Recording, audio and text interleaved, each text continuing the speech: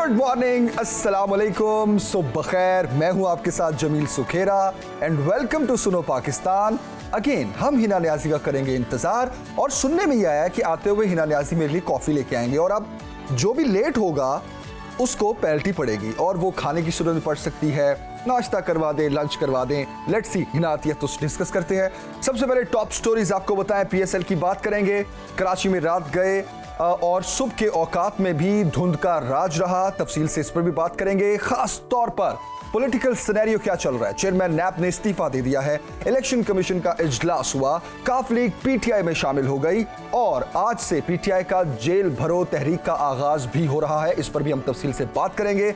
तुर्की भाइयों की मदद करके वापस आने वाले अल खिदमत के कारकुन हमारे साथ हमें स्टूडियोज में ज्वाइन करेंगे, उनसे हम बात करेंगे। इसके अलावा इस्लामाबाद में स्पेशल बच्चों पर जो तशद्दुद का अफसोसनाक वाकया हुआ, इस पर भी हम तफसील से बात करेंगे। लेकिन सबसे पहले हम बात करेंगे पीएसएल की। कोयटा ग्लेडिएटर्स बमुकाबला लाहौर कलंदर्स। कलंदर्स की धमाल के आगे ग्लेडिएटर्स बेबस नजर आए। पीएसएल में लाहौर ने कोयटा को 63 रन से शिकस्त दे दी और कलंदर्स के 198 रन के जवाब में ग्लेडिएटर्स 135 रन पर हिम्मत हार गए। शाहीन आफरीदी मर्दे मैदान ठहरे। नेशनल स्टेडियम कराची में खेले गए मैच में लाहौर कलंदर्स ने पहले बैटिंग करते हुए मुकर्ररा 20 ओवर्स में 6 विकेटों के नुकसान पर 198 रन बनाए। और इसके अलावा आपको इस मैच के हवाले से कुछ स्टैट्स बताते हैं कि विकेट कीपर बैटर शायहोब 47 रन बनाकर नुमाया रहे। ताहिर बेग ने 31, हुसैन तलत 26, फखर जमान 22, कामरान गुलाम 21 और डेविड विजे 1 रन बनाकर आउट हुए। सिकंदर रजा 32 जबकि राशिद खान 11 रन बनाकर नाकाबिले शिकस्त रहे। 199 रन हदफ के ताकुब में कोयटा ग्लेडिएटर्स का आगाज अच्छा न था। कप्तान शाहीन आफरीदी ने अब्दुल सिंगलजई को 0 पर मैदान बदल कर दिया। जेसन रॉय ने हारिस रऊफ को 1 और ओवर में 3 छक्के मारकर मैच दिलचस्प बना दिया। पीएसएल के हवाले से हम आगे जाके तफसील से भी बात करेंगे, लेकिन अभी ऐसा करते हैं हिना न्याज से बात कर लेते हैं। हिना कॉल उठाएं जरा। हेलो, आपको मेरी आवाज आ रही है जमील? बिल्कुल आवाज नहीं आ रही। अस्सलाम वालेकुम। कहाँ हो आप? कितनी देर में ज्वाइन कर रही हो? I am here Jameel, this is your coffee, this is for you. I was waiting for coffee actually. अस्सलाम वालेकुम everybody. I was waiting for the coffee. मैं स्पेशली गई हूँ नीचे और आपके लिए कॉफी बना के लाई हूँ। मैंने कहा चले मैं लेट तो हो ही गई हूँ 2-3 मिनट, तो फिर अब कॉफी लेकर ही आऊँ, क्योंकि ये हमारी एक रवायत है कि जो लेट आएगा वो कॉफी लेकर आएगा। तो जब मैं लेट हो गई थोड़ी सी तो मैंने कहा मैं आपके लिए कॉफी भी ले आऊं। अब एक बात और भी, 2 cups of coffee right now। अब कॉफी के साथ एक काम और भी हुआ करेगा। जो लेट हुआ करेगा वो कॉफी तो शो में पिलाया करेगा, शो के बाद वो नाश्ता भी करवाया करेगा। मतलब इतनी भी क्या लूट महंगाई आप देख रहे हैं कितनी ज्यादा हो गई है जमील। इतनी ही लूट मची हुई है। महंगाई कितनी ज्यादा हो गई है और आप फिर भी लेट हो। अब तो आपको जल्दी आ जाना चाहिए। अब तो कोई काम ही नहीं है। नहीं, बट आई थिंक ना मार्केट जाना, ना कुछ खरीदना, जमील आपको क्या बताऊं कि जब मैं सुबह रोज आती हूँ ना, मतलब मैं घर से काफी जल्दी निकलती हूँ लेकिन रास्ते में I get stuck in traffic.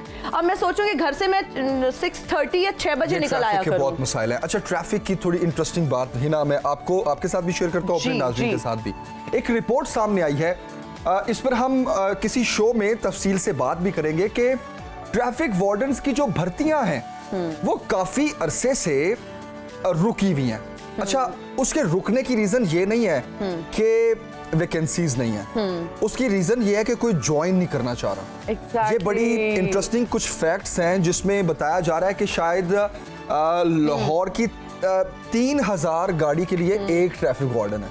तो कोई इस तरह के कुछ स्टैट्स सामने आए। अच्छा, उसकी रीजन क्या है? टफ ड्यूटीज, ठीक है, फिर उसके बाद पेज इतनी ज्यादा नहीं है, सैलरी ज्यादा नहीं है, बात की जा रहा है और वेदर कंडीशंस की अगर हम बात करें जमील, एक्सट्रीम धुंध में वो बाहर खड़े हैं, वो अगर आप धूप है सही तरीके से नहीं किया जाता बिल्कुल। और जिस तरह आप बता रहे हैं कितनी गाड़ियों के लिए एक वार्डन है। आज जब मैं सुबह आ रही थी तो गाड़ियां एक दूसरे में लग रही थी, मतलब ट्रैफिक वार्डन रोकने की कोशिश करें एक साइड से, दूसरी साइड वाली ट्रैफिक आई जा रही है, मतलब रुकने का कोई exactly nobody was even listening. तो एक बंदे के लिए वो हैंडल करना भी मुझे लगता है मुश्किल हो जाता है। कौन सी कार्स होती थी जो जिनकी रेस होती थी आपस में टकराती थी, उसको क्या कहते थे? कौन सी कार्स? एक गेम आप क्या बचपन में बहुत फॉर्मूला कार्स की बात करें? नहीं, रियल में क्या कहते हैं उसको? इतनी टेक्निकल बातें ना ही करें। Dodging cars.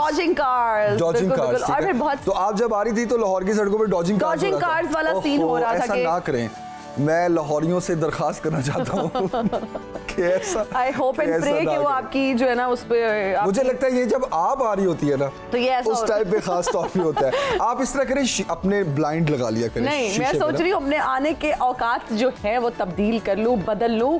मैं 6 बजे घर से निकल आया करूँ ताकि मैं अगर ट्रैफिक वैसे आप कितने बजे निकलती हैं? अराउंड 6:30 6:40।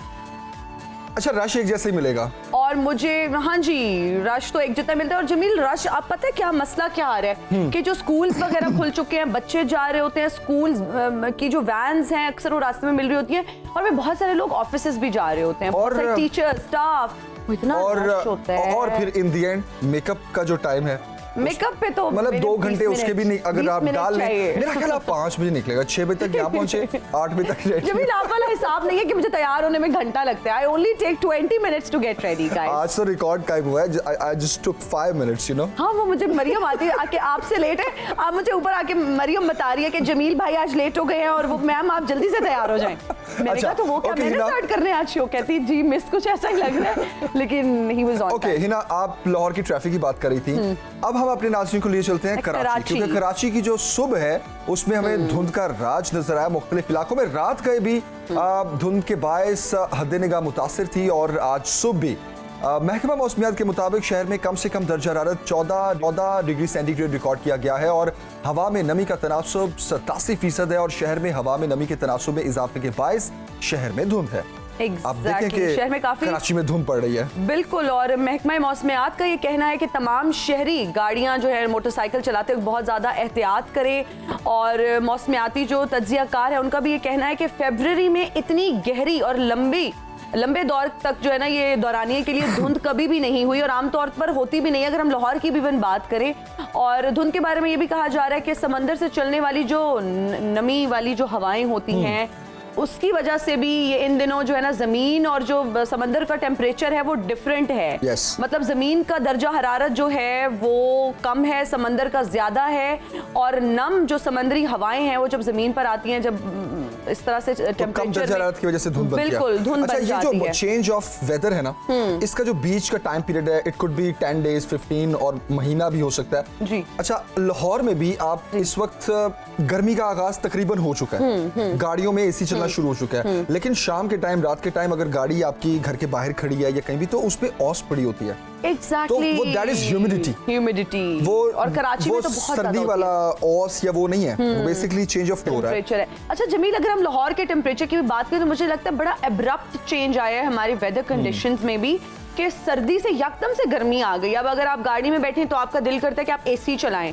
दिन के वक्त अगर आप सफर करें, आप ऑफिस से जब मैं घर जा रही होती हूँ तो मैं यूजुअली गाड़ी में एसी चला लेती हूँ, बिकॉज गर्मी इतनी ज्यादा होना शुरू। और आपका वो मशवरा बहुत अच्छा है कि अब हमें घोड़े लेने चाहिए, टांगों पे सफर करना चाहिए, ताकि आपको नेचुरल ठंडी हवा भी लगती रहे जैसा भी वेदर है। मैं ना वैसे सोच रही थी कि एक घोड़ा खरीद लूं, उसकी प्रॉपर देखभाल के लिए एक बंदा रख लूं और फिर घोड़े पे आना जाना शुरू कर दें, लेकिन जमील गर्मी में कैसे गुजारा होगा घोड़े पे? वो उसके ऊपर छत होती है ना छोटी सी, तो एसी वो जैसे जैसे चले, मैं बताता हूँ, वो जैसे जैसे चलेगा आपको ठंडी हवा लगेगी। तो लू के दिनों में जो लू लगेगी वो उसका कोई हल है? देखें, अब नेचर के करीब रहना है तो ये तो बर्दाश्त करना पड़ेगा। मेरे पास उसका भी एक हल है। क्या? कि वो गीले करके ना कपड़ा सा पर्दा सा आगे लगा दें, जब वो चलेगा तो ठंडी हवा आपके ऊपर आएगी। वाह वाह वाह वाह, मिस्ट का काम करेगा वो। मिस्ट का काम करेगा। Very nice. ऐसा करते हैं कि इस टॉपिक को हम यहीं पे क्लोज करते हैं जी। गर्मी सर्दी वाला, धुंध वाला, बारिश वाला, ये कराची वाला, लाहौर वाला, लेकिन इस सारे सिचुएशन में एक मैं कमेंट देना चाहूंगी कि ये जो ग्लोबल वार्मिंग हो रही है इसकी वजह से जो है ना हमारा वेदर बहुत ज्यादा इफेक्ट हो रहा है पूरी दुनिया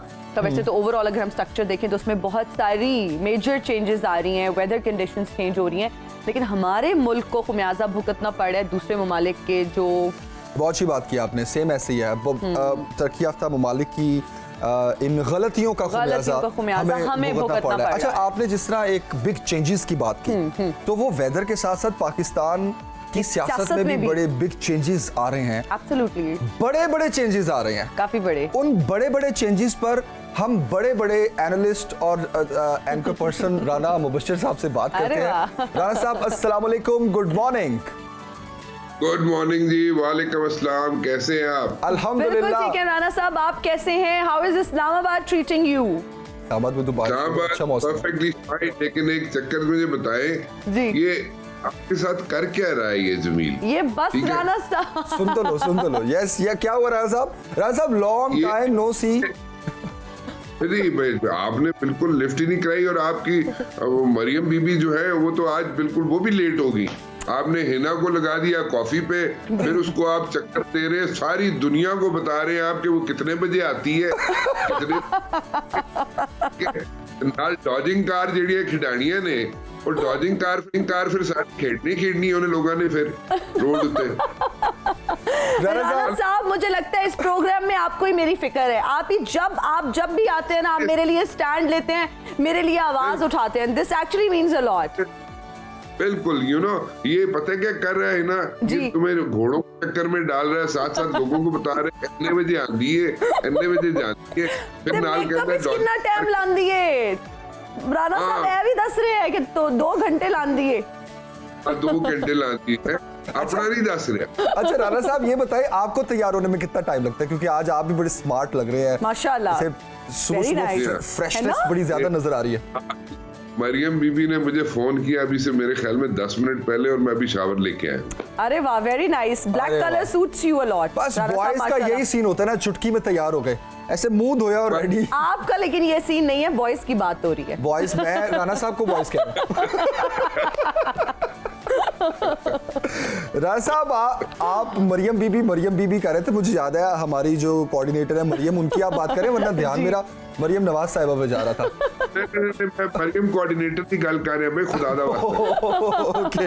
ओके, सबसे पहले तो चेयरमैन नैब के इस्तीफे पे थोड़ा डिस्कस कर लेते हैं। राना साहब, आपके ख्याल में जो खबरें सामने आ रही हैं कि उनका, चेयरमैन नैब का कहना है कि मैंने खुद इस्तीफा दिया है और मैं गैर आईनी गैर कानूनी काम नहीं कर सकता, गिरफ्तारियां मैं नहीं कर सकता, मैं झूठे मुकदमात दर्ज नहीं कर सकता, तो इसलिए Exactly. उन्होंने ये डिसाइड किया कि वो इस्तीफा देंगे। अच्छा, जैसे ही उन्होंने इस्तीफा दिया तो नैब की जानिब से ही तोशा खाना में इमरान खान साहब को तलब कर लिया गया। तो क्या समझा जाए कि जब तक सीट पर थे चेयरमैन नैब, उन्होंने इसको होल्ड किया हुआ था क्योंकि इस केस में भी कोई जान नहीं है, लेकिन चूंकि नैब को इस्तेमाल करना है तो गिरफ्तारियों और मुकदमात का सिलसिला मौजूदा हुकूमत ने जारी रखना है। व्हाट डू यू से? देखिए, पहले तो मैं आफ्ताब सुल्तान साहब की बात करूंगा। लुकिंग फॉर अ जॉब, और आफ्ताब सुल्तान साहब बड़े सीजन्ड ब्यूरोक्रेट हैं, आईजी रह चुके हैं, पुलिस में रह चुके हैं, और जब उन्हें बनाया जा रहा था चेयरमैन नैब, तो व्हाट डू यू थिंक, उनको नहीं पता था कि उन्होंने की करना है जाके उठे, ठीक है? तो नॉट दैट, उनकी पहली जॉब तो नहीं थी ना, वो पहले भी जॉब और कई दफा कर चुके हैं, तो उनको पता था कि उन्होंने क्या करना है वहां पे, या उनसे क्या काम लिया जा सकता है वहां पे। तो ये कहना कि मैं कुछ काम नहीं करूंगा और डिक्टेशन नहीं लूंगा, स्पेशली उन्होंने ये वर्ड यूज किया डिक्टेशन का, नहीं लूंगा और थिंग्स लाइक दैट, चले ठीक है, एक लिमिट होती है, वहां पे जाके थ्रेशोल्ड खत्म हो जाता है और फिर बंदा कहता है जी चलो जी ठीक है, बात नहीं तो ना सी। लेकिन then again I would say जाते जाते उन्होंने अपने जो कुलीग्स हैं उनको भी कहा कि ना बिल्कुल कानून के मुताबिक चलना है, बिल्कुल लेफ्ट राइट नहीं होना, और ये नहीं करना और वो नहीं करना। ठीक है, बड़ी बात है, बट देन अगेन आपको पता था जनाब कि आपने क्या काम करना है, आपसे क्या काम लिए जा सकते हैं, और ये कहा जाए कि आप कोई काम नहीं करेंगे या आप जाते जाते एक विंडो खोल कर चले जाएं कि मैं जनाब गैर कानूनी काम नहीं करूंगा, I don't buy it. Seriously, I don't. All right. तो राना साहब, आप क्या समझते हैं कि नैब को क्या इंतकामी कार्रवाइयों के लिए इस्तेमाल किया जाता है? देखें, ये नैब का जो सिलसिला था ये शुरू हुआ था जब मरहूम मुशर्रफ साहब थे, अच्छे आदमी थे, शुरू के 3 साल मुशर्रफ साहब के बहुत अच्छे थे, और उसके बाद गड़बड़ होने शुरू हो गई जब उन्हें डेमोक्रेसी में उन्होंने इन्वॉल्व होना शुरू किया।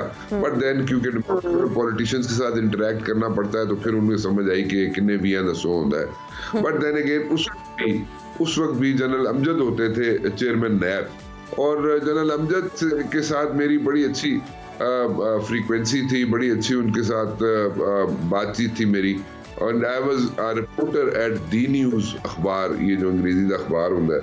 So I used. अच्छा राणा साहब आपके पास वापस आएंगे, यही से करिए. इस वक्त अपने नाज़रीन को बराह रास्त लिए चलते हैं. ख्वाजा आसिफ इस वक्त, ख्वाजा साद रफीक इस वक्त मीडिया से बात करें, आपको बराह रास्त लिए चलते हैं. वफाकी वज़ीर ख्वाजा साद रफीक मीडिया से बात कर रहे थे. और राणा साहब आपने भी गुफ्तगू सुनी. मैं सबसे पहले तो ये सवाल पूछ लेता हूँ. अभी ख्वाजा साहब कह रहे थे कि तो पूरे ख़ानदान पर मुकदमात हैं और नवाज शरीफ, शहबाज शरीफ सबका उन्होंने जिक्र किया. साथ उन्होंने ये भी कहा कि वो उनको जिला वतन किया गया, वो अभी भी जिला वतन है. सर उनको किसने जिला वतन किया, ये इस बात की समझ नहीं. मैं आप सीनियर है, मैं आपसे समझना चाह रहा हूँ, क्या वो जिला वतन है? जमील आपको पता सब कुछ है, आप मेरे मुंह से निकलवाना. एग्जैक्टली. लेकिन बात ये चले, देखिए बात ये है, उस वक्त वाकई इसमें कोई शक नहीं है कि इमरान खान और इमरान खान साहब की जो कैबिनेट थी वो एक कैच 22 सिचुएशन में आ गई थी. और वो इस चक्कर में पड़ गए थे कि शायद कोई खुदा न खास्ता मियां नवाज शरीफ साहब को कुछ हो ना जाए. तो अगर कुछ हो गया तो मियां नवाज शरीफ को के वो जो इल्ज़ाम होगा या जो वो सिचुएशन बनेगी, वो शायद इमरान खान साहब या उनकी हुकूमत उसको संभाल ना सकती. और जो रिएक्शन था उसको भी शायद वो संभाल ना सकते. तो ठीक है, उन्होंने कहा, इमरान खान साहब ने कहा जनाब कि वो क्या नाम है उसका, शेरी मिजारी जो है, वो उसके आंसू देख के मुझे तरस आ गया और मैंने कहा जनाब उनको बाहर भेज दें. सर वो इलाज, मैं यही कहना चाह रहा था राणा साहब कि वो इलाज करवाने गए ना, उनको किसी ने जिला वतन तो नहीं किया? नहीं, जिला वतन तो नहीं कह सकते, लेकिन वो वाकई इलाज कराने गए थे. जिला वतन नहीं कह सकते, इलाज कराने गए थे वो. और लेकिन शेरी मिजारी साहिबा जो है, वो कोई इतना मुझे नहीं समझ आई आज तक कि इमरान खान साहब जो कि मतलब कि सब कुछ देखते आए हैं सारी जिंदगी और खवातीन के साथ उनका इंटरेक्शन तो रहा है, ये तो ऐसा बंदा हो ना ऐसा, या आप जैसा जमील जिसको जो इतना इंटरेक्ट ना किया हो जिसने खवातीन के साथ, किसी के भी आंसू देख के वो बिल्कुल नरम हो जाएगा.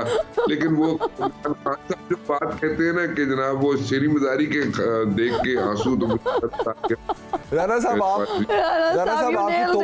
आपकी तोपों का जो मेरी तरफ होता है ना, वैसे तो ये मुझे अच्छा लगता है, लेकिन आप जितना मुझे छेड़ते हैं ना, मेरे ज़हन में सवाल उतना ही ट्विस्टिंग हो जाता है. अब मैं आपसे एक और सवाल पूछता हूँ, अगर आप इजाजत दो, आप इजाजत अगर दे दो. अच्छा सर, ये जो आफ्ताब सुल्तान साहब है, इनकी थोड़ी हिस्ट्री देखें तो हम मुशर्रफ के दौर में इनको कहा गया रेफरेंडम के लिए जो है वो मदद की जाए, इन्होंने मना कर दिया. उसके बाद पीपल्स पार्टी की जब हुकूमत आई, इनको DGIB लगा दिया गया. उसके बाद गिलानी साहब ने लगाया था, फिर राजा परवेज अशरफ ने हटा दिया. फिर 13 की जब हुकूमत बनी नून लीग की, तब ये IG थे पंजाब पुलिस के. और जब नवाज शरीफ की गवर्नमेंट बन गई तो उन्होंने फिर दोबारा DGIB लगा दिया. 2014 का जब धरना चल रहा था तो कहा जाता है कि इन्होंने उसको नाकाम बनाने में इनका बड़ा किरदार रहा, क्योंकि जो ऑडियो टेप्स का मामला था, आपको याद होगा, उसका कहते हैं कि वो ये लाए थे, नवाज शरीफ साहब को ऑडियो टेप्स दी और बड़ी सरगर्म रही है खबरें पाकिस्तान की सियासत में. अच्छा, उसके बाद इमरान खान अपने जलसों में नाम लेके आफ्ताब साहब का इन पर तनकीद करते थे. आज जब मौजूदा PDM की गवर्नमेंट में शहबाज शरीफ साहब ने इनको चेयरमैन नैब लगाया तो ये ओहदा मान नहीं रहे, कबूल नहीं कर रहे थे. फिर इनको कुछ आम शख्सियात का दबाव डलवाया गया कि आप बैठे इस सीट पे, और 7 महीनों बाद ये सीट से उठ के चले गए कि जो आप मुझे कह रहे हैं वो मैं नहीं कर सकता. हालांकि इनके पास बड़ा अच्छा मौका था कि इमरान खान साहब जो इन पे तनकीद करते थे, ये बदले भी ले सकते थे अपने, लेकिन उन्होंने आइन और कानून के मुताबिक अपने आप को जो है वो चलाया. और जो भी उनको गैरानी काम कहा गया, उन्होंने कहा मैं नहीं करूंगा. तो कौन दबाव डाल रहा है, कौन मुकदमात करवाना चाह रहा है, कौन गिरफ्तारियां करवाना चाह रहा है? अब मैं चाहूंगा जरा थोड़ा इस पे रोशनी डालें. देखिए Jameel, on a very serious note, power game is very different, ठीक है, एंड इट्स वेरी अनफॉर्चुनेट. और पावर कॉरिडोर्स जो होते हैं ना, वहाँ पे ऐसी चीज़ें होती हैं और ऐसे इक़दामात उठाए जाते हैं, let me put it this way, ऐसे डिसीजंस लिए जाते हैं जो आई वुड से कि सिर्फ 10% तक हम लोग उसको डिस्कस कर सकते हैं, ठीक है, और 90% तक प्रोबेबली हम उसको डिस्कस शायद कभी भी ना कर सके, और वेस्टर्न मीडिया भी उसको discuss. So it's a different ball game all together. देखें, आप हैं, मैं हूँ, हिना है, हम लोग हैं, हम एक कम्युनिटी हैं, हम एक साथ करते हैं, we are colleagues, we are good friends, we will have a different approach towards each other, right? But in politics और पावर गेम की स्ट्रगल में एक डिफरेंट एटीट्यूड होता है, डिफरेंट बॉल गेम होती है, and that's not only in Pakistan, that's all over the world, and it's very key, it's very slippery, and things go either ways, ठीक है, most times. So that's exactly what happens. Right. जो institution होते हैं उनको जो जिस भी chief executive या प्राइम मिनिस्टर या प्रेसिडेंट जो भी हो, किसी भी मुल्क का हो, वो उसको कोशिश जरूर करता है कि उसको अपने अकॉर्डिंगली उसको यूज किया जाए। उसको किसी जगह पे होते हैं, किसी जगह पे देयर कंट्रीज आउट देयर जो कि नहीं लेती इन चीजों को, जो कि एक्सेप्ट नहीं करती। As far as the former NAB chief की बात करें हम, तो ठीक है, उन्होंने बड़ी अच्छी पोस्ट गुजारी है, उन्होंने रखी है, सर्व किया है उन्होंने। आई रिमेम्बर जो कुछ होता रहा, लेकिन इस वक्त जो उन्होंने स्टेप लिया, जो उन पे प्रेशर था, मैं सिर्फ ये आपको बता सकता हूँ कि वो प्रेशर जो था उन पे, वो पॉलिटिकल लीडर्स का भी प्रेशर था, मैं इतना जा सकता हूँ। का भी, ओके, आई गॉट इट। अच्छा राणा साहब, आई गॉट इट। आपने जो ये कहा है कि पॉलिटिकल का भी, तो ओके, हम यहाँ पे सवाल को वाइंड अप करते हैं, अब नेक्स्ट टॉपिक पे जाते हैं। परवेज इलाही साहब की बात कर लेते हैं। राणा साहब, क्या मुस्तकबिल देख रहे हैं आप? परवेज इलाही साहब का मैं यहाँ पर भी एक आपको खबर दे देता हूँ। परवेज इलाही साहब को आज से कुछ रोज पहले तक बहुत चांसेस थे उनके अरेस्ट होने के, ठीक है? अच्छा। और उनको अरेस्ट करने के लिए FIA जो थी वो काफी एक्टिव थी, और प्लान किया गया था कि उनको अरेस्ट कर लिया जाए, लेकिन I don't know, something happened and Parvez Elahi साहब को अरेस्ट नहीं किया। मैं बड़ा केयरफुली अपने वर्ड्स को यूज कर रहा हूँ, एंड परवेज इलाही साहब को अरेस्ट नहीं किया गया फिलहाल। Let's see, I hope, I would say कि देखें, अरेस्ट करना किसी को यू नो, कोई भी पॉलिटिकल लीडर हो, कोई भी पॉलिटिकल एक्टिविस्ट हो, अरेस्ट करना it's in a bad taste, ठीक है? हाँ, पॉलिटिक्स में दूसरे को क्रिटिसाइज करें, जरूर करें, एक दूसरे को जनाब, अगर आप you want to nail him down और हर डाउन, तो उसको पक्के पैरों पे करें तो बहुत अच्छा होगा। सही। ये अरेस्ट करना, उसको टारगेट कर लेना और उसको जनाब तंग करना, I think we should grow up, इन चीजों से बाहर जाना चाहिए। सही। राणा साहब, जेल भरो तहरीक का मुस्तकबिल क्या देख रहे हैं आप? एक तरफ जो हुकूमत गिरफ्तारियां करना चाह रही है, वहीं PTI और जो सीनियर रहनुमा है वो खुद गिरफ्तारियां देना चाह रहे हैं। बिल्कुल। देखिए, जेल भरो तहरीक जो है, बहुत इससे भी ज्यादा पॉलिटिकल जो सिचुएशन गड़बड़ हुई कभी भी किसी भी दौर में, वहां पे भी एज सच उसको इतना अच्छा रिस्पॉन्स नहीं मिला, और कोशिश की गई, कई अदवार में की गई कोशिश कि वो जनाब जेल भरो तहरीक में उसमें जनाब वो जो ऑब्जेक्टिव्स हैं वो अचीव कर लिए जाए, लेकिन ऐसा हुआ नहीं। But then again, Imran Khan साहब की जो पॉलिटिक्स है, वो कहा जाता है कि out of the box thinking है। So let's see, but I don't think so कि इतना कोई इफेक्ट होगा जेल भरो तहरीक से। इस वक्त लोग जो है ना, वो मेरे ख्याल में इमरान खान साहब अगर ये तहरीक चला दें तो बहुत अच्छा होगा। बात तो खैर वो मानते नहीं है किसी की, लेकिन फिर भी अगर वो भरो तहरीक चला दें, जैसे अभी आप कह रहे थे, और हिना को आप कह रहे थे कि जनाब कॉफी के बाद नाश्ता भी करा, तो मतलब सारा वो हिना तो ही पा दो, लेकिन आज हाँ बिल्कुल, मैं बेचारी हिना के जो भी नजला गिरते ना, हिना जो है कर दो। सही बात है। एनीवेज, तो वो क्या तहरीक चलाएं वो? पेट भरो तहरीक। पेट भरो तहरीक। अच्छा, वो हिना की तो ऑलरेडी चल रही है, आप इसकी वो स्टोरीज तो देखा करें, हर रोज कहीं ना कहीं खाने में पहुंची होती है, वो पेट भरो तहरीक हिना की चल रही है। साहब, यकीन माने, जितनी नजर मुझे ये लगा रहा है ना, कोई और शख्स इसको नजर नहीं कहते, इसको नजर रखना कहते हैं। राना साहब बहुत शुक्रिया, thank you very much for joining. Thank you sir, thank you sir, बहुत शुक्रिया। अभी एक ब्रेक लेते हैं जनाब, ब्रेक के बाद वापस आते हैं। तुर्की भाइयों की मदद करके वापस आने वाले अल खिदमत के कुछ कारकुन हमारे साथ मौजूद होंगे, उनसे बात करेंगे, लेकिन फिलहाल हम लेंगे एक ब्रेक। हाजिर होंगे ब्रेक के बाद। देखते रहिए सुनो पाकिस्तान, सुबह की हर बात। And we are right back after the break. You are watching Suno Pakistan और बात करेंगे अल खिदमत फाउंडेशन के उन कारकुनों की जिन्होंने तुर्की जाकर अपने बहन भाइयों की मदद की। और 47 रुकनी जो टीम थी, ये तुर्क ज़ल्ज़ले से जो मुतासरा इलाके थे वहाँ पर गए, इन्होंने सर्च एंड रेस्क्यू करके वो लोग वहाँ पे वापस आए और आज 17 डॉक्टर्स की टीम वहाँ पर रवाना हो गई है। इस वक्त हमारे साथ अल खिदमत फाउंडेशन के प्रेसिडेंट मौजूद हैं, जो कि सेंट्रल पंजाब के प्रेसिडेंट हैं, इकरामुल हक सुबहानी साहब। Thank you so much for joining us in Suno Pakistan sir. अपने आंखों देखा हाल बताइए, जब आप वहाँ पर गए तो क्या सूरत हाल थी, क्या सिचुएशन थी? बहुत शुक्रिया जी। 6 फरवरी के तबाहकुन ज़ल्ज़ले के नतीजे में जो अदादोशुमार अब हमारे सामने हुकूमती तौर पर भी सामने आ रहे हैं, वो 50,000 के करीब शहादतें हैं। हज़ारों लोग जो है वो शहीद हो गए हैं उस ज़ल्ज़ले के नतीजे में। तो आप खुद अंदाज़ा लगा सकते हैं कि अगर 50,000 के करीब अफराद एक तान्हे के नतीजे में शहीद हो जाएं तो क्या सूरत हाल वहाँ पर होगी। और फिर उनके हज़ारों लोग जो हैं वो मलबे के नीचे दबे हुए हों तो उन फैमिलीज़ की क्या कैफियत होगी। और उन्हें उम्मीद भी है कि अगर शायद जिंदा निकल आए, ज़ाहिर है कि उम्मीद की किरण होती है। तो ऐसी सूरत हाल में वहाँ की फ़ज़ा बहुत अफसरदा है। और अल खिदमत फाउंडेशन ने पाकिस्तानी कौम की नुमाइंदगी करते हुए, ज़ाहिर कि हम वहाँ पर जब गए तो हमने तो पाकिस्तानी कौम की नुमाइंदगी की है अल खिदमत फाउंडेशन की बजाय, और इंसानियत के नाते हम वहाँ पर पहुँचे हैं।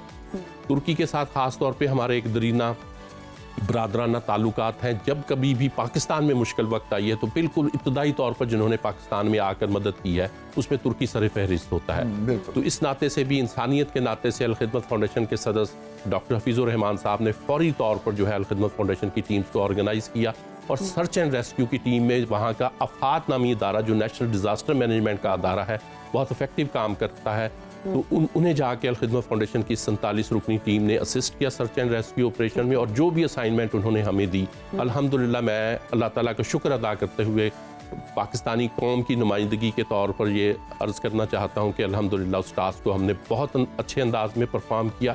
एक ख़ास बात जो अल खिदमत फाउंडेशन की टीम की थी, या पाकिस्तानी टीम की मैं कहना चाहूँगा, थी कि वो 9 to 5 नहीं थी।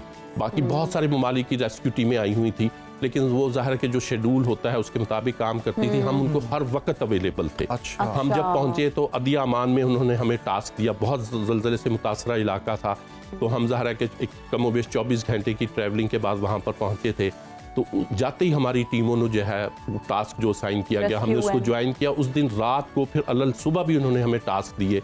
तो हमने फौरी तौर पर, बल्कि वो हमें कहते थे कि अब आपको आराम करना चाहिए। हमने कहा ये चंद दिन का मामला है, हम आराम करने नहीं आए। हमारे हाथों से अगर किसी की ज़िंदगी बच सकती है, किसी के प्यारे की शहीद हुए की डेड बॉडी निकल सकती है, तो ये ज़ाहिर है कि काम करके हमें सुकून मिलेगा। तो अल्हम्दुलिल्लाह हमारे तमाम वॉलंटियर्स ने दिन रात काम किया वहाँ पर। ये एक यूनिक फ्यूचर था। दूसरी जो ख़ास बात मैं कहना चाहूँगा कि हमारी टीमों की थी, वो ये थी कि जब डेड बॉडीज़ को रिकवर करते थे तो फौरी तौर पर दुआ का एहतमाम करते थे। जिसका जनाजे का एहतमाम मुमकिन होता था वहाँ पे जनाजे का एहतमाम करते थे। गमज़दा ख़ानदान के साथ दिलजोई करते थे उनकी। तो ज़ाहिर है कि इससे ज़ाहिर है कि उन्हें कुछ ना कुछ सुकून मिलता था। इमोशनल सपोर्ट मिल जाती होगी, बिल्कुल, जो कि बहुत ज़रूरी है। आपने जो रेस्क्यू बताया, कितनी बिल्डिंग्स, कितने इलाके में ये आपने हिस्सा लिया, और रेस्क्यू आपने कितने लोगों को किया? अल खिदमत फाउंडेशन की जो टीम थी उन्होंने कितने लोगों को रेस्क्यू किया? जी, हमने वहाँ पर जाके इनमें से 2 टीमें सर्च एंड रेस्क्यू के लिए बनाई थी जी। उसमें एक टीम हमारे फवाद शेरवानी साहब थे, एक्सपर्ट थे इन चीज़ों के हवाले से, उन्होंने लीड किया। और एक टीम हमारी मोहम्मद वसीम साहब थे, उन्होंने लीड किया। तो ये ज़ाहिर है कि 100 से अबव हमारे मकामात थे जहाँ पे हमने उनको असिस्ट किया बिल्डिंग्स के हवाले से। जी। अच्छा सर, मौसम की अगर बात करें, मौसम की शिद्दत की वजह से रेस्क्यू ऑपरेशन में कितनी मुश्किलात का आपको सामना करना पड़ा? क्या चैलेंजेस थे? क्योंकि सर्दी बहुत ज्यादा थी वहाँ पर। जी। एक्सट्रीम वेदर कंडीशंस की वजह से किन मुश्किलात का सामना किया? जी, ज़ाहिर है कि जी -5 डिग्री तक टेम्परेचर चला जाता था। डे एंड नाइट का ये ऑपरेशन वहाँ पर जारी था। तो इसमें ज़ाहिर है कि जहाँ अवाम के लिए बहुत ज़्यादा मुश्किलात थी ज़ल्ज़ला मुतासरीन के लिए, वहाँ उसके साथ साथ ज़ाहिर है कि रेस्क्यू ऑपरेशन में भी मुश्किलात थी। लेकिन ज़ाहिर है कि उन्होंने वहाँ पे आग जलाने का कुछ एहतमाम किया होता था, लकड़ी वगैरह फराहम करते थे। लेकिन ज़ाहिर है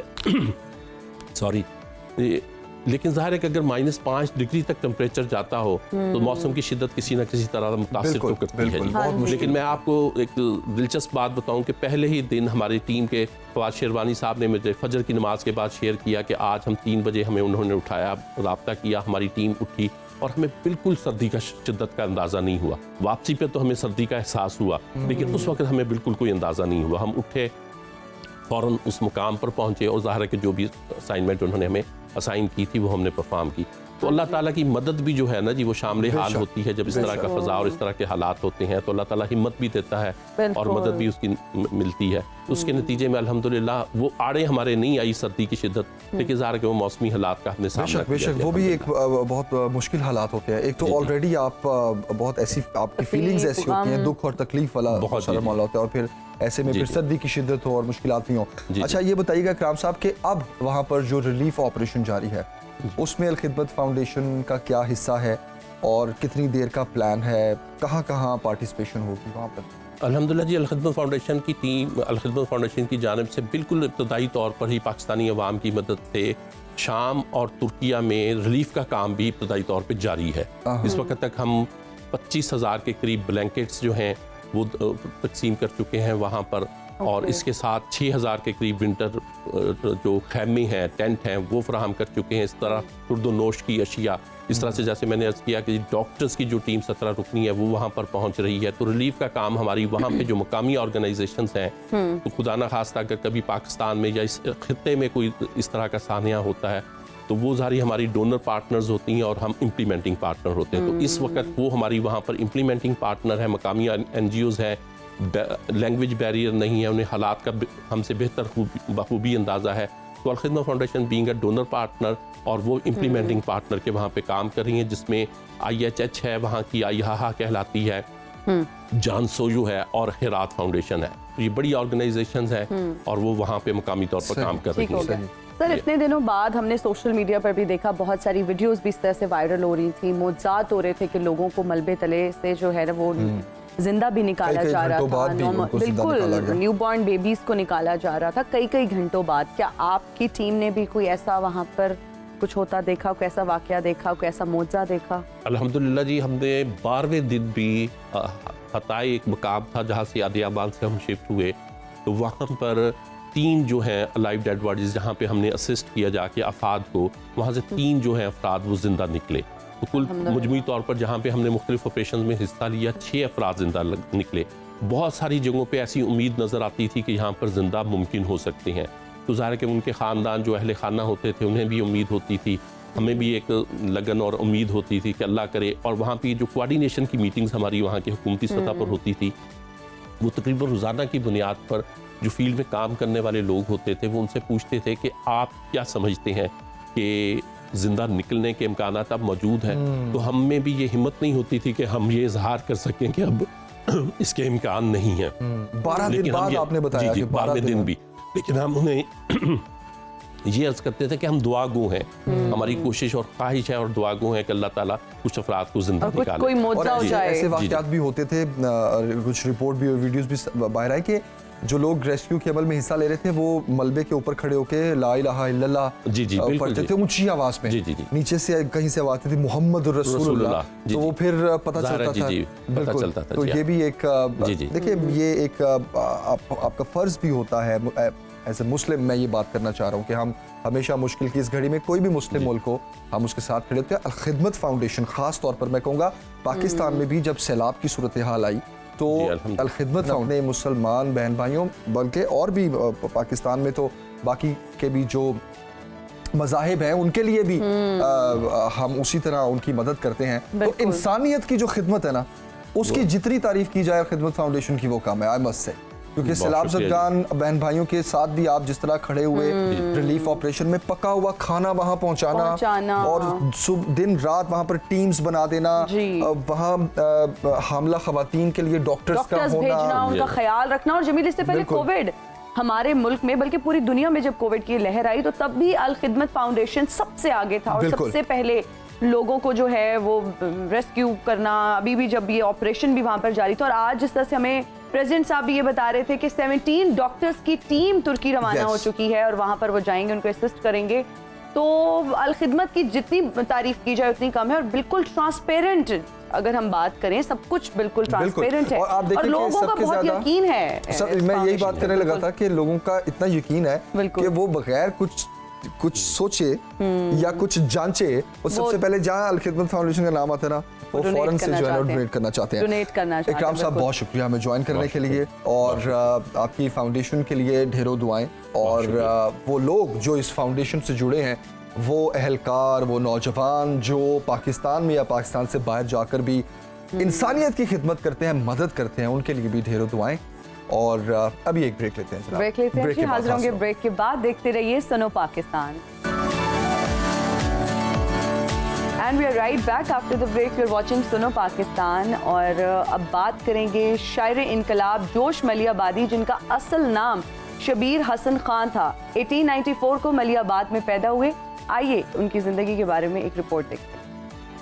मेरा तगैयर, नाम है मेरा शबाब, मेरा नारा इनकलाब ओ इनकलाब ओ इनकलाब। जोश मलियाबादी, जिनका असल नाम शबीर हसन खान है, 1894 को मलियाबाद में पैदा हुए। 1914 में सीनियर कैम्ब्रिज का इम्तिहान पास करने के बाद अरबी और फारसी की तालीम हासिल की। 6 माह टैगोर यूनिवर्सिटी में गुजारे। 1916 में वालिद की वफात के बाद तालीम मुकम्मल न कर सके। शायरी में अजीज लखनवी से इस्लाह ली। तकसीम हिंद के बाद पाकिस्तान आ गए। जोश ने अगरचे गजलें भी कहीं, लेकिन उनकी शोहरत का सबब नज़में बनी। तहरीक आज़ादी की हिमायत में उनकी नज़मों को मुल्क गिर पजीराई मिली, जिसके बाद उन्हें शायर इनकलाब के लक़ब से याद किया जाने लगा। उनकी सियासी नज़मों पर कई एतराज़ात भी किए गए, मगर सियासी बेदारी और तहरीक आज़ादी को फ़रोग देने में उनकी नज़मों का बड़ा हिस्सा है। शायर इनकलाब के अलावा उनकी एक हैसियत शायर फितरत की है। वो मनाज़िर फितरत की जीती जागती तस्वीरें खींचते हैं। उन्होंने मनाज़िर फितरत पर जिस कसरत से नज़में लिखी हैं, उनकी मिसाल पूरी उर्दू शायरी में नहीं मिलेगी। जोश को ज़बान पर मुकम्मल अबूर था। उन्हें बजा तौर पर लफ्ज़ों का बादशाह कहा गया है। मतरन्नुम अल्फाज के इंतखाब का उन्हें बहुत सलीका था। उनकी तशबीहों और अस्तारों में बेहद लताफत पाई जाती है। 22 फरवरी 1982 को उर्दू का मायानाज़ शायर अपनी बहुत सी यादों को छोड़कर आलम फ़ानी से आलम बका की तरफ कूच कर गया। And we are right back after watching this report. और आपने ये रिपोर्ट देखी। प्लीज़ हमारे अवाम का सोचें, मुल्क में क्या हो रहा है। इंसाफ का सिस्टम अगर हम बात करें, हम पुलिस के सिस्टम की बात करें, स्पीड अप होने की ज़रूरत है। एफिशिएंटली इन इदारों को काम करने की ज़रूरत है। कर भी रहे हैं, हम अप्रिशिएट भी करते हैं, लेकिन जहां पर इंसाफ दिलाने की ज़रूरत है, गरीब की आवाज़ को उठाने की ज़रूरत है। और हम अपने प्लेटफॉर्म से, सुनो पाकिस्तान के प्लेटफॉर्म से आवाज़ उठाते रहेंगे गरीब आवाम के लिए। बहुत सी बात की ना, कहते हैं कि कुफर का निज़ाम चल सकता है, लेकिन ना इंसाफी का निज़ाम नहीं चल सकता। बिल्कुल जी। यहाँ लेंगे एक ब्रेक, हाजिर होंगे ब्रेक के बाद। देखते रहिए सुनो पाकिस्तान।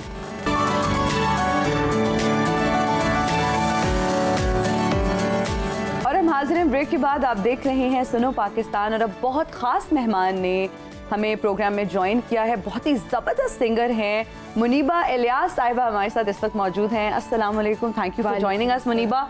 और इनके साथ तशरीफ़ फरमाए हैं हमारे ही टीम मेंबर, बहुत ही ख़ास ज़बरदस्त फिरोजी साहब, जो कि हमें कैमरा के पीछे नजर आते हैं लेकिन हरफन मौला हैं भाई। आज हमें तबले पे नजर आ रहे हैं, कैमरे के सामने नजर आ रहे हैं। कैमरे के सामने नजर। फिरोजी साहब कैसे हैं? मेरे खूबसूरत शॉट्स बनाते हैं आप।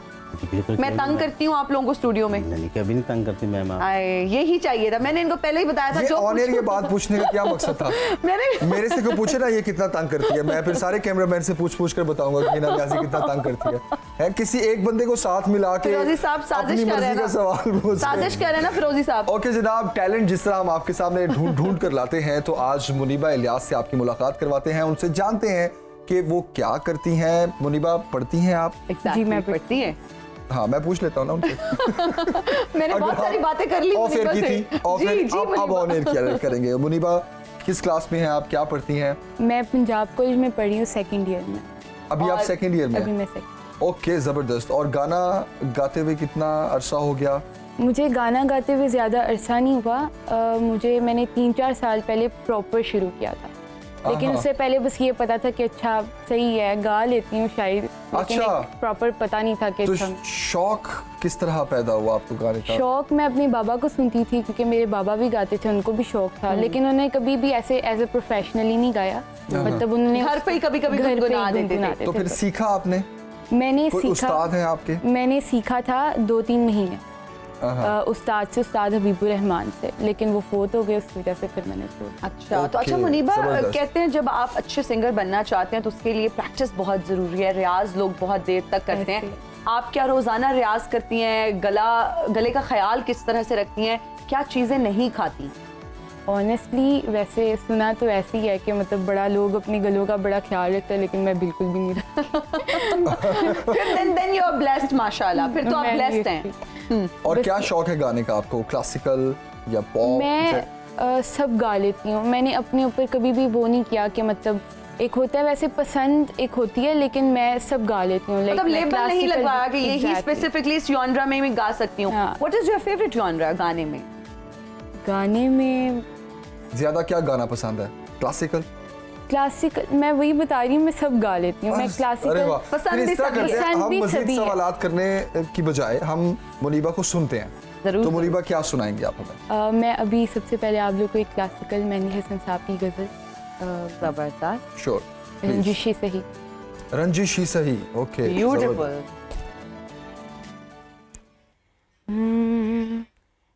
दरना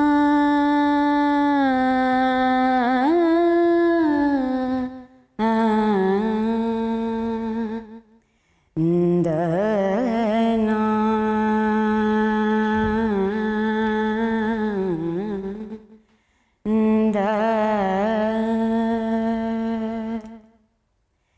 जैसे तुम्हें आते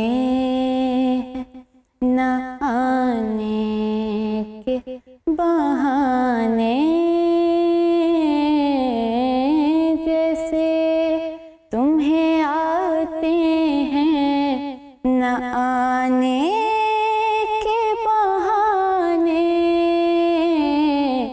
जैसे तुम्हें आते हैं न आने के बहाने,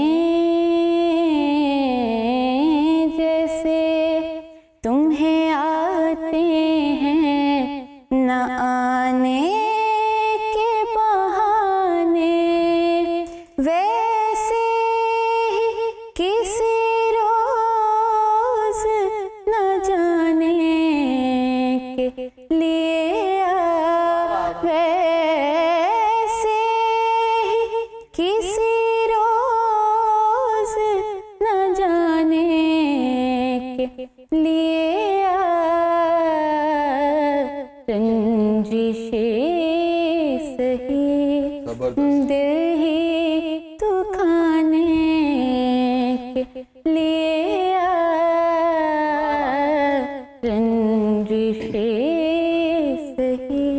क्या बात है, जबरदस्त। जबरदस्त मुनीबा, आपकी आवाज Melodious यस आवाज, एंड सूदिंग, कानों को वो सूद कर रही है, और जिस तरह से जो आपने सुर खूबसूरत तरीके से लगाए, ब्यूटीफुल। और फिरोजी साहब को भी हम चाहेंगे कि आपको असिस्ट करें आगे कुछ। आप कुछ तो ऐसा क्या सुनाएं जिसमें तबला भी हो। Yes okay. मैडम का हाड़ा वे मैनू की हो गया। अरे वाह, ओके। हाड़ा मैनू की हो गया, हाड़ा मैनू की हो गया, मैं इश्क दे अग विच सड़ गईयां, हाय मर गईयां, हाड़ा मैनू की हो गया, मैं इश्क दे अग विच सड़ गईयां, हाय मर गईयां, हाड़ा मैनू की हो गया।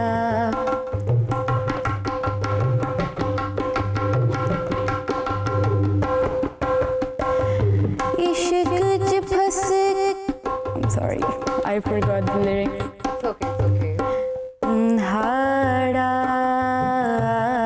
मैनू की हो गया, मैं इश्क च फस के मर गईया, हाय मर गईया, हाड़ा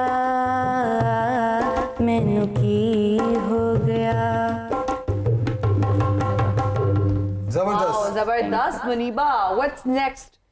यहाँ जो आता है वो नॉन स्टॉप गाता है, और जब कोई अच्छा सिंगर आता है फिर तुम बिल्कुल उसको ब्रेक। और जो आपको सबसे अच्छा लगता है गाने का, हर वक्त आप गाती रहती हैं, वो सुनाए हमें। मैं सजाद अली फेवरेट, का- your favourite one. Sajjad Ali का हाथ से खोलन, अच्छा, मैं देख रही हूँ सजाद अली मुनीबा का? की हाथ से खोलन, अरे तस्वीर बना के। Very nice. अच्छा, मुनीबा की जो गानों की सिलेक्शन है, it's very unique I would say. आजकल की यंग जनरेशन की अगर बात करें, तो अगर हम म्यूजिक सेंस की बात करें या मौसीकी की बात करें, तो बहुत सारे लोगों को तो अवेयरनेस ही नहीं है कि अच्छे गाने, लिरिक्स क्या होते हैं, मीनिंगफुल जो है ना वो मेलोडी क्या होती है। True that. So True I am that. Impressed जिस तरह से आपको इतने सारे अच्छे अच्छे गानों का पता है और आप गुनगुना भी रही हैं। तो ओवर टू यू अगेन। मैं सजाद अली का हाथ से खोलन। ओके। हसे खुले तेरियां यादां ने, हसे खुले तेरियां यादां ने, आ मिल सजना फरियादां ने, हसे खुले तेरियां यादां ने, आ मिल सजना फरियादां ने, मेरे दिल दा सोना तक वेड़ा, दर्दां ने ठिकाना लभया ए, तू न विछड़ के मिलियो चन सजना, सा सारा समाना लभया ए, तस्वीर बना के मैं तेरी, जीवन दा बहाना लभया ए, तू न विछड़ के मिलियो चन सजना, सा सारा समाना लभया ए, तस्वीर बना के मैं तेरी। वाह, खूबसूरत, बहुत आला।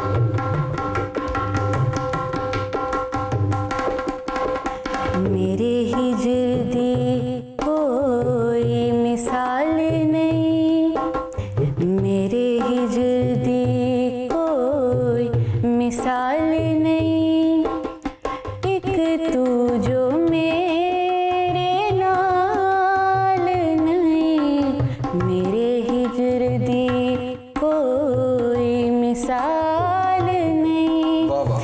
एक तू जो मेरे नाल नहीं, अनहादा विच मर गया, तस्वीर बना के मैं तेरी, जीवन दा बहाना लभया ए, तू न विछड़ के मिलियो चन सजना, सा सारा समाना लभया ए, तस्वीर बना के मैं तेरी।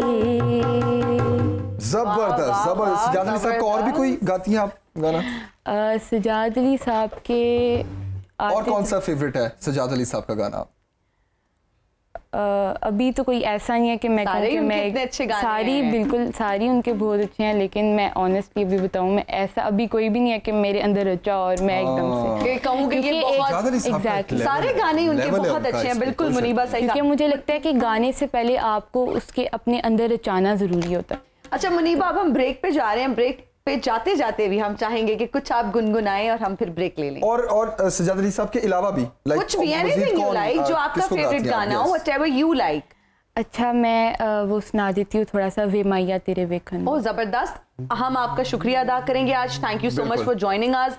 बहुत अच्छा लगा मिलकर, और हमारी कोशिश होती है कि इस तरह के नौजवान सिंगर्स हमारे प्रोग्राम में आए, यंग टैलेंट आए, और आप यंग टैलेंट हैं। हम उम्मीद करते हैं कि आप बहुत आगे जाएं, आप तरक्की करें, आपकी तालीम भी जो है ना वो जो आप हासिल करना चाहते हैं, डिग्री अप्रिशिएट करना भी होता है और ऐसा टैलेंट आप लोगों के सामने लाना भी होता है।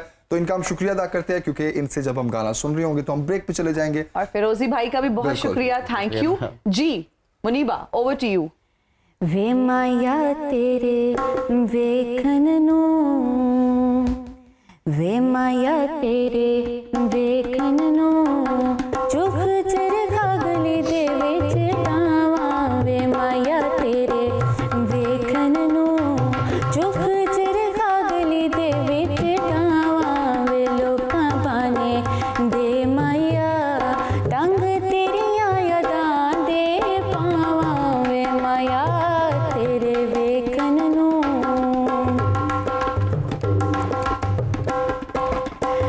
चरखे दी कुकड़ दे ओले, चरखे दी कुकड़ दे ओले, याद तेरी दा दीवा बोले, याद तेरी दा तुम्बा बोले, वे निम्मा निम्मा गीत छेड़ के, वे निम्मा निम्मा गीत छेड़ के, तंद खट दी हुलारे पावां, वे माया तेरे वेखन नूं, चुख चरखा गली दे विच ठावां, वे लोकां पाने दे माया, तंद तेरियां यादां दे पावां, वे माया तेरे वेखन नूं।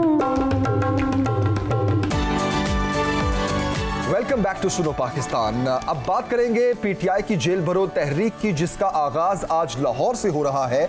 2 बजे चेरिंग क्रॉस लाहौर में तहरीक इंसाफ के रहनुमा साबिक गवर्नर पंजाब उमर सरफराज चीमा, वलीद इकबाल, साबिक सूबाई वजीर डॉक्टर मुराद राज समेत 200 कारकुनान गिरफ्तारियां देंगे। और तहरीक इंसाफ के जारी शेड्यूल के मुताबिक 22 फरवरी से 1 मार्च तक रोजाना 200 कारकुनान रजाकाराना तौर पर अपनी गिरफ्तारियां देंगे। और 23 फरवरी को पिशावर, 24 को रावलपिंडी, 25 को मुल्तान और 26 फरवरी को गुजरावाला, जबकि 27 फरवरी को सरगोदा, 28 फरवरी को साहिवाल और 1 मार्च को फैसलाबाद में रजाकाराना गिरफ्तारियां दी जाएंगी।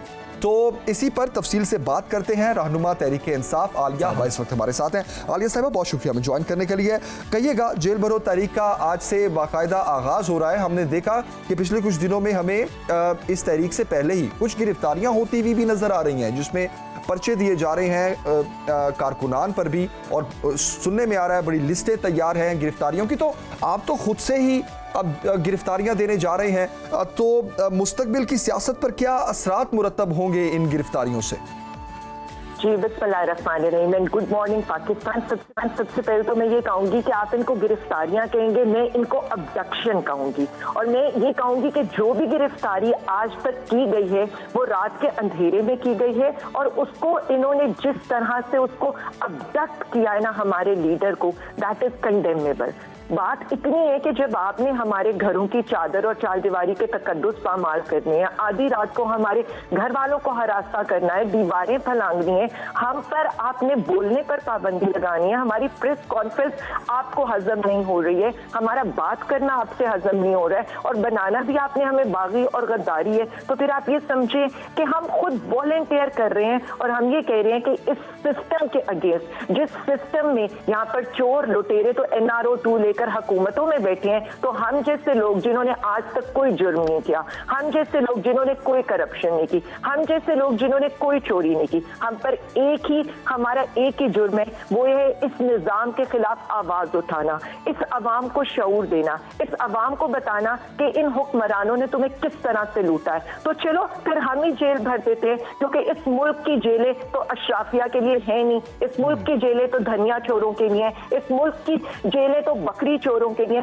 तो चले पे तहरीक इंसाफ एक नया आगाज डालती है, एक ऐसी तहरीक का कि यहाँ पर सबको पता चल जाए कि तहरीक होती क्या है और जेलों में जाना किनको चाहिए। तो मैं सिर्फ इतना कहूंगी, ये अवाम की जंग है और हम हर वो हरबा आजमाएंगे जिससे हम इस मुल्क को इन चोरों लुटेरों से, जिन लोगों ने हमारे लोगों के साथ, हमारे अवाम पे जुल्म किया है, उनके खिलाफ हम जहां तक जा सकेंगे हम जाएंगे।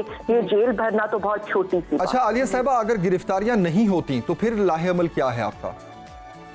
देखिए, मैं सिर्फ इतना बता रही हूँ कि ये हुकूमत ना बेसिकली ना अहल तो है ही, लेकिन उसके साथ ना इनको डफर भी जरूर कहना चाहिए। मतलब आप ये देखें कि इनकी फाशिज्म का आप इससे अंदाजा कर लें कि ये हमारी हर तहरीक को खुद ही कामयाब बना देते हैं। अभी हमने ऐलान किया हम ये तहरीक हम जेल भरो शुरू करने लगे। आपने ये देखा है कि सारे चैम्बर्स को कहा गया अगर ताजिर बरादरी आएगी उनके लाइसेंस कैंसिल करेंगे। यूनिवर्सिटीज वालों को कहा गया अगर तालिब इल्म आएंगे तो उनके साल को जाया करेंगे और उनको कैरेक्टर सर्टिफिकेट नहीं देंगे। तो मुझे आप सिर्फ इतना बता दें कि ये करना क्या चाहते हैं। ये तो अवाम को खुद उकसा रहे हैं और ये तो अवाम को खुद बता रहे हैं कि हम इतने जालिम और जाबिर हैं कि हम ना तुम्हें बोलने की आज़ादी देंगे, ना तुम्हें प्रोटेस्ट करने की आज़ादी देंगे और ना अपने हक के लिए आवाज उठाकर एक पुरअमन एहतजाज की देंगे। इस हुकूमत का जो माइंड सेट है ना, वो आप सिर्फ इतना देख लें कि कातिलों और गुंडों को, गली के गुंडों को जब आप वजीर दाखिला बनाएंगे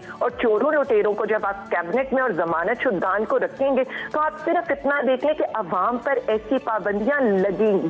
तो हम सिर्फ इतना समझते हैं कि हुकूमत बिल्कुल तैयार है और हुकूमत जरूर गिरफ्तारियां करेगी, क्योंकि इनको ये पता है कि हमें चुप तो करा नहीं सकते। आलिया साहिबा, अगर गिरफ्तारियां नहीं होती तो क्या कोई धरना देने का भी प्लान है पीटीआई का? देखिए, हम इंतजार करेंगे, हम पुरअमन लोग हैं, हमने कोई जुर्म नहीं किया, हम पे कोई करप्शन केसेस नहीं है। हम वहीं पर सिट इन करेंगे और टिल मगरिब हम इंतजार करेंगे कि हमारे जो भी हमने अपने हमारे जो रहनुमा और हमारे कारकुनों ने आज गिरफ्तारियां देनी है वो देंगे और ये सिलसिला जारी रहेगा। हम आते जाएंगे और हम रज़ाकाराना तौर पर वॉलंटियर करेंगे कि आपने वैसे तो हमें जेल में डालना ही है, चले इसी तरह डालने हमें जेल में। अच्छा आलिया हमजा साहिबा, अगर ये जेल भरो तहरीक भी कामयाब नहीं होती और अगर फिर भी इलेक्शंस नहीं होते, फिर आप लोग क्या करेंगे? अच्छा, मैं सबसे पहले ये कह दूं कि जब लोगों को ये लगता है ना कि हमारा ऑब्जेक्टिव सिर्फ इलेक्शन है, तो मैं आपको बता दूं इलेक्शन पीटीआई से ज्यादा पाकिस्तान की और पाकिस्तानी अवाम की जरूरत है। आप ये देखिए कि हर गुजरता हुआ दिन जो है ना वो इस अवाम पर भारी है, हर गुजरता हुआ दिन जो है ना वो इस मुल्क पर भारी है। क्योंकि मसला सारा ये है कि ये तो आए थे अपने आप को NRO 2 देने, अपने करप्शन केसेस को सॉर्ट आउट करने, तो वो ये कर रहे हैं और डेली बेसिस पर कर रहे हैं। इनकी प्रायोरिटी अवाम नहीं है, इनकी जो प्रेफरेंसेस है ना या करप्शन केसेस है या इमरान खान को नाअहल करना या गिरफ्तार करना है।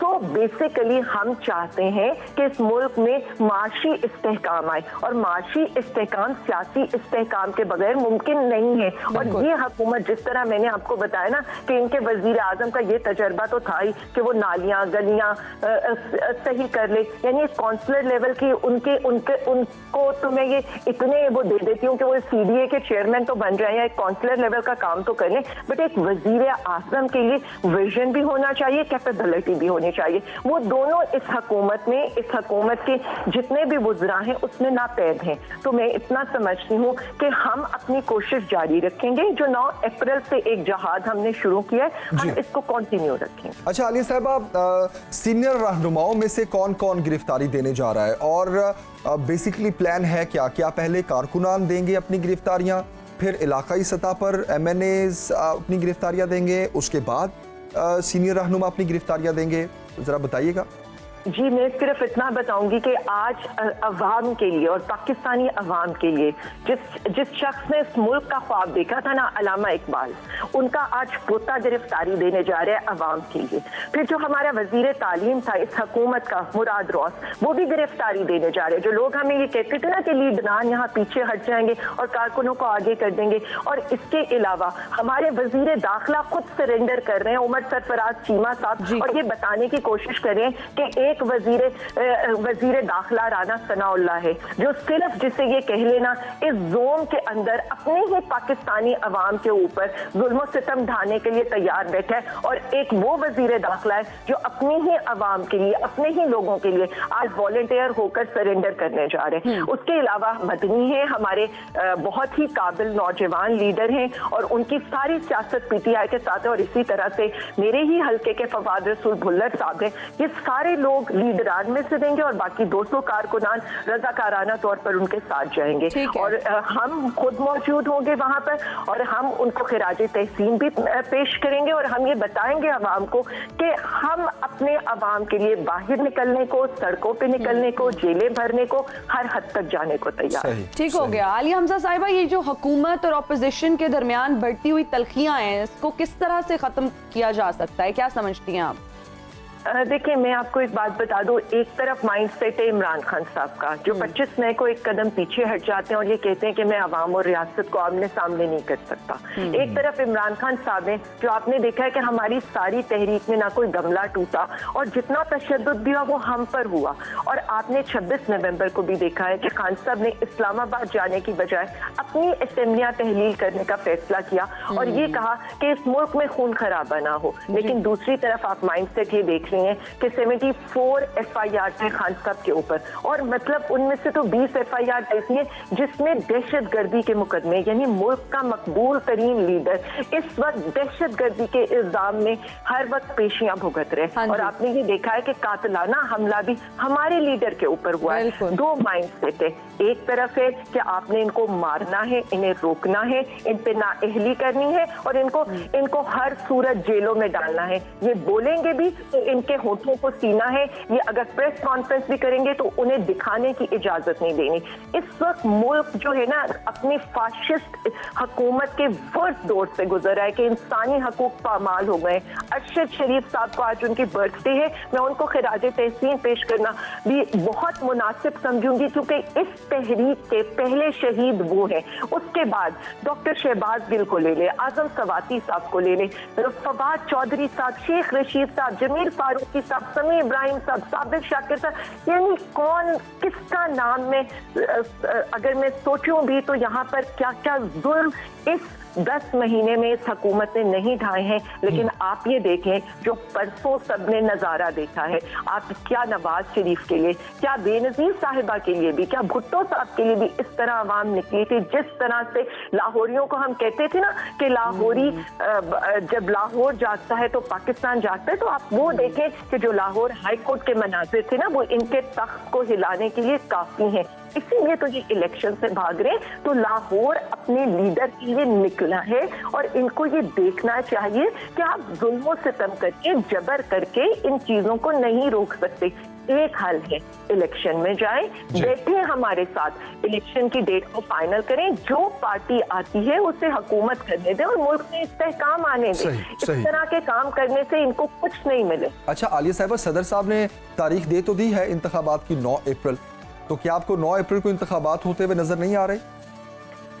देखिए, मैं सिर्फ इतना समझती हूँ कि क्या आइन और कानून की हिफाजत करना या रूल ऑफ लॉ की जंग लड़ना सदर साहब का, चेयरमैन इमरान खान साहब का या पीटीआई का काम है?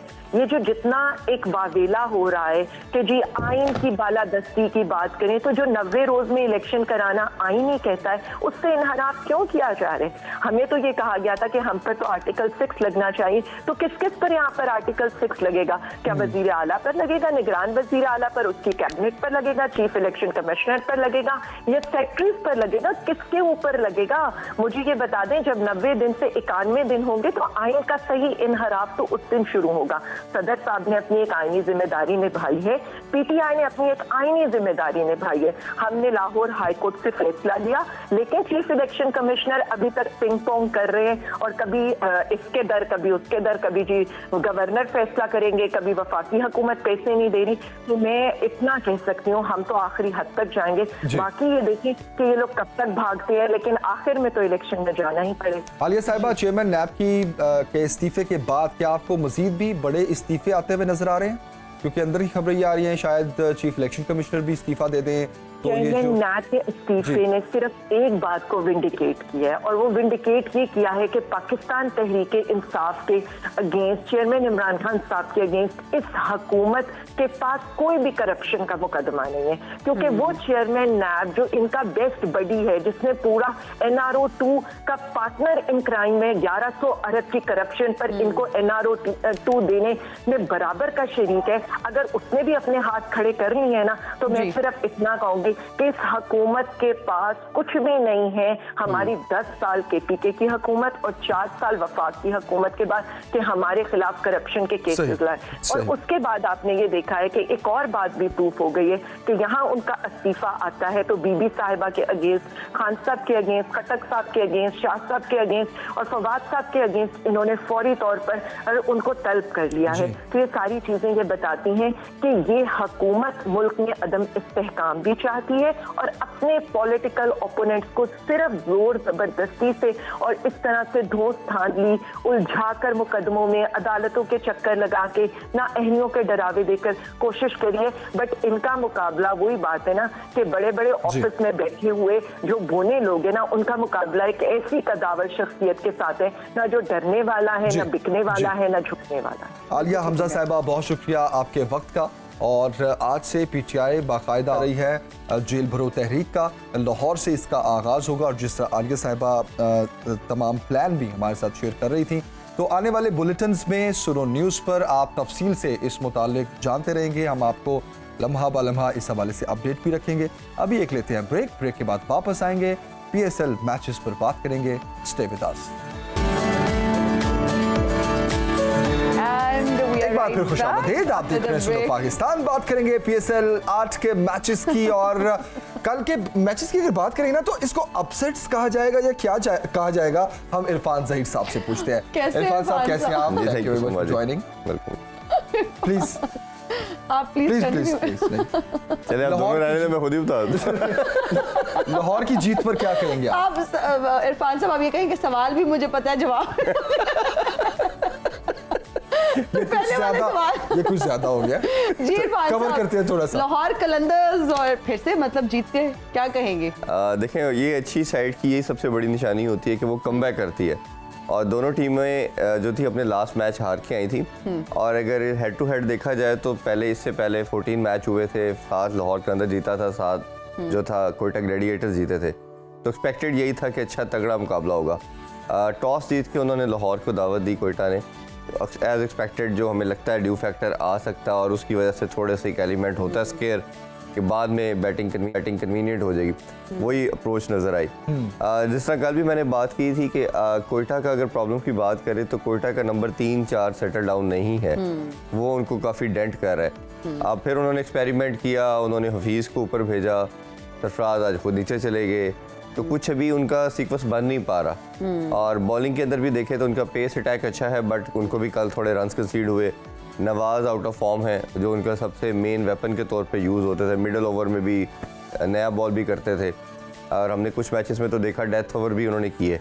इसी तरह कैस अहमद की बात करें तो उन्होंने आल्दो 2 विकेट्स ली, बट वो भी 41 रन कंसीड किए, जो कि T20 में ज़्यादा कंसीडर होते हैं, क्योंकि 7-8 तक तो आप कहते हो कि रीज़नेबल आपने रन लिए, बट 8 से ऊपर रन पर ओवर अगर आप दे देते हो तो वो फिर ज़्यादा रन होते हैं। लाहौर के अंदर की बात करें तो लाहौर के अंदर बहुत ज़्यादा रिलाय कर रही है फ़खर ज़मान पे, और अच्छी चीज़ ये थी कि उन्होंने फिर डिलीवर किया, और अगर वो डिलीवर करते हैं तो फिर पूरी टीम उनकी साथ एक जिस तरह की बाकी टीम है, जिस तरह हम कल भी बात कर रहे थे कि हैरी ब्रुक के और फीस के ना होने की वजह से उनकी बैटिंग लाइनअप उनकी भी थोड़ी वीक नज़र आ रही थी। बट अच्छी चीज़ ये है कि अगर फ़खर ऊपर से टॉप ऑर्डर से रन्स करते हैं तो नीचे जिस तरह के बैट्समैन है सारे 30-35 इस तरह करने वाले प्लेयर हैं, और वही चीज़ हमें कल देखने को नज़र आई कि ताहिर बेग ने भी 31 किए, फ़खर ने 47 ऑड किए, फिर नीचे जितने भी प्लेयर आए सब ने किसी ने 30, किसी ने 35, किसी ने 40 इस तरह किया। की वापसी पर क्या कहेंगे? देखिए, वो लास्ट कोई 3-4 ईयर्स से T20 का नंबर 1 बॉलर है, उसमें तो कोई डाउट ही नहीं है। और आप देखें जैसे ही वो आए पूरी टीम का कम्प्लेक्शन चेंज हो गया। जब भी कोई सुपरस्टार खेलता है टीम के अंदर, एक तो सिर्फ उनकी बॉलिंग लाइनअप नहीं, उनकी टीम का कम्प्लेक्शन भी चेंज हो गया कि आपका जब बड़ा नाम टीम के अंदर होता है तो दूसरी टीम पे ऑटोमेटिकली प्रेशर होता है, और प्रेशर यही था कि जी इसको तो अटैक कर नहीं सकते, जब आप उसको माइनस करते हो बैटिंग लाइनअप और सोचते हैं कि बाकी जो 4 बॉलर्स हैं हमने उस पर अटैक करना है, तो आप उनके गेस पे विकेट थ्रो करते हो। और वही चीज़ हमें देखने को नज़र आई कि शाहीन पे उन्होंने के बाद में राशिद आ जाएगा, शाहीन पे पहले अटैक किया। और मेरा ख्याल है ये बड़ी अच्छी साइन है शाहीन के लिए और पाकिस्तान के लिए भी कि शाहीन ने कल कमबैक किया जी। और बड़ा खूबसूरत किस्म का उनकी जो हम रिदम देखते हैं, जो एसोसिएट करते हैं उनके साथ, जो एक स्पार्क उनकी बॉलिंग के अंदर नजर आता है। और खासतौर पे जो पहला ओवर करते हैं, एक पूरी दुनिया में यूनिक चीज़ है कि पहले ओवर में जो विकेट लेते हैं वो खासतौर पे वो कल हमने देखा। 2-3 यॉर्कर मारे, विकेट भी ली, बंगलज़ई को आउट किया, फिर जेसन रॉय को जिस तरह आउट किया। तो ये मेरा ख्याल है कि शाहीन को तो क्रेडिट देना चाहिए। यूनिकनेस है और ये। ये कहना लाहौर कलंदर्स के बारे में जिस तरह हम कल जिक्र कर रहे थे कि बहुत आगे जाने के लिए कदम पीछे होना पड़ता है। तो ये एक पहला कदम है। लाहौर है। कलंदर्स देखिए 2 साइड हमें डिफरेंट नज़र आ रही हैं, लाहौर कलंदर और मुल्तान सुल्तान। ये थोड़ी सी बाकी टीम से ज़्यादा बेहतर नज़र आ रही है। और मेरा ख्याल है कि जो जहाँ पे फाइनलिस्ट थी दोनों लास्ट PSL की, अभी भी हमें वही नज़र आ रहा है कि यही दोनों साइड ज़्यादा डिफरेंस है, स्ट्रॉन्ग है और बेहतर क्रिकेट खेल रही है। बाकी ओबियसली ग्रेजुअली आप देखेंगे क्या मोमेंटम बनता है। Exactly. इस्लामाबाद यूनाइटेड मुझे लगता है एक ऐसी साइड है जो टफ टाइम दे सकती है। फिर इसी तरह ज़ल्मी भी ग्रेजुअली अपना मोमेंटम को गेन कर रही है। तो ये एक अच्छा साइन है। और बट ये टीम कॉम्बिनेशन मेरा ख्याल अभी तक बन जाना चाहिए थे। कराची का भी हमने देखा लास्ट मैच जीता, लेकिन अनफॉर्चुनेटली कोयटा से बहुत एक्सपेक्टेशन थी, टीम भी अच्छी है उनकी, लेकिन सिर्फ कॉम्बिनेशन ही बना पा रहे। तो कॉम्बिनेशन ना बनाने की वजह से वो आपको देख रहे हो कि वो सफ़र कर रहे हैं और अभी वो मैचेस नहीं जीत पा रहे। इरफान साहब, अब आज के मैच की बात करते हैं, किस तरह से देखते हैं? मुल्तान एंड कराची आज के मैच नहीं, इस्लामाबाद यूनाइटेड का और पेशावर हाँ जी ज़ल्मी का। तो उसमें इस्लामाबाद यूनाइटेड पेशावर ज़ल्मी का जी प्रोड्यूसर साहब है, शो के बाद आपको मिलता हूँ। वो बड़ा ज़बरदस्त किस्म की, दोनों साइड बड़ी ज़बरदस्त है, बड़ा अच्छा किस्म का उनका बैलेंस है। ज़ल्मी की जिस तरह मैंने बात की कि वो मोमेंटम को गेन कर रहे हैं। मुल्तान सुल्तान ने कराची किंग नहीं है 6 बजे, sorry to cut you, probably इसको रीचेक कर लेते हैं हम, रीचेक कर लेते हैं। जी। तो वो अगेन वो बड़ा ज़बरदस्त किस्म की साइड है उनका भी। अगर देखा जाए तो मेरा ख्याल है कि उनका मोमेंटम, उनकी टीम इम्प्रूव करती चली जा रही है। बट इसमें ड्यू फैक्टर को मेरा ख्याल है किसी ना किसी तरह एड्रेस करना चाहिए। अभी आपको लगता है कि जिस तरह हम देख रहे हैं कि हर मैच के बाद कि ड्यू फैक्टर की वजह से अब तो स्प्रेज भी किए जा रहे हैं। स्प्रे करने की वजह से क्या होता है कि आपका कुछ तो एलिमेंट कम हो जाता है, बट पहले हाफ के अंदर बैटिंग कन्वीनियंट होती है। और मेरा मानना ये है कि ड्यू फैक्टर ना आए तो हर टीम जो है वो पहले कोशिश करेगी किसी ना किसी तरह वो बैटिंग करे, क्योंकि बैटिंग करने से आप टारगेट दे। हम देख रहे हैं कि मोस्टली टीम पहले खेल के जीत रही है, लेकिन क्योंकि टॉस जीतने से ड्यू फैक्टर का एलिमेंट का मालूम है, तो 99% जो टीम टॉस जीत रही है वो चेस को प्रेफर कर रही है। तो ये मेरा ख्याल है एक ऐसी चीज़ है जिसको हमें देखना पड़ेगा। या इसकी ये भी ऑप्शन हो सकती है, जिस तरह हमने देख रहे 6 बजे मैच भी किया जा रहा है, 7 की बजाय 1 घंटा पहले करके कि अगर आप ड्यू फैक्टर को उस तरह भी ड्रेस कर सकते हैं, क्योंकि हम देख रहे हैं कि लास्ट 7 to 8 ओवर्स के अंदर हमारा ड्यू फैक्टर का मसला आ रहा है। तो वो उसी में क्रूशल होता है, क्योंकि उसी में आपने चेस करना है, उसी में बॉलर जोर लगा रहे होते हैं, बॉल जब ग्रिप नहीं कर पाते और फिर आपको पता है बॉल स्पिन नहीं करती तो फिर मसला आता है। या फिर बॉल फास्ट बॉलर भी आपकी बॉल सीम और स्विंग नहीं करते और बिल्कुल सीधी, और फिर वो बॉल जब आपकी बैट पे हिट भी होती है तो वो भी प्लेसट रहती है, वो काफ़ी स्किड करती है ऑन द टर्फ, तो वो भी एक प्रॉब्लम है। तो ये सारी चीज़ों को देखते हुए मेरा ख्याल है ये छोटी सी चीज़ें हैं जिसको हम करके इम्प्रूव कर सकते हैं। और 6 बजे वाला जो है फार्मूला वो मेरा ख्याल है ज़्यादा वर्कआउट कर सकता है कि 1 घंटा पहले करके आप इसको एड्रेस कर सकते हो।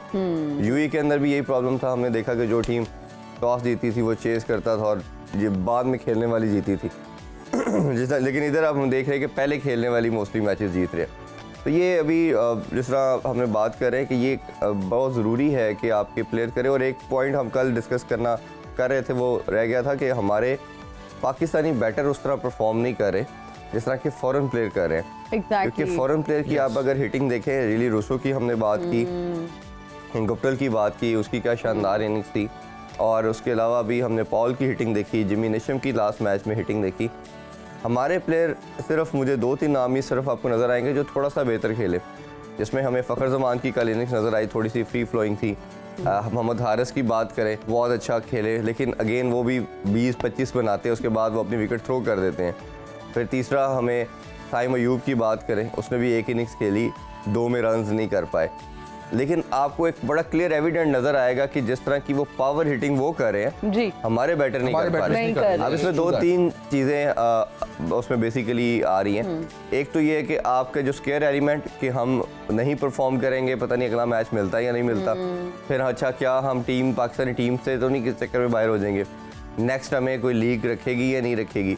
गोरा जो है वो इन सब फिक्रों से आज़ाद है, वो फिक्रों से आजाद है। तो इरफान और साहब, उसके ये जो mindset बॉल आ रही है इनका- बैट पे, इनका ये माइंडसेट, हमारे पाकिस्तानी क्रिकेटर्स का माइंडसेट किस तरह से चेंज हो सकता है? क्या इनको कोई कोचिंग क्लासेस दी जाए, इनको पहले बताया जाए, इनको किस तरह से इनका ये डर और देखिए, खौफ खत्म हो सकता है है? ना, बड़ी लंबी डिबेट हो जाएगी इसमें। देखिए दोनों पे ओनस आता है, जितना आपका ओनस इंडिविजुअल पे आ रहा है उतना आपका जो भी उसके केयर टेकर हैं, जैसे अगर वो टीम में आ गया तो कोच की बात कर लेते हैं, अगर वो किसी डोमेस्टिक लेवल पे खेल रहा है तो उधर जो उसका भी मेंटोर कह लें या कोच है जिसमें उसको लीड कर रहा है, उसका भी ये रोल है कि वो उसको लेके चले।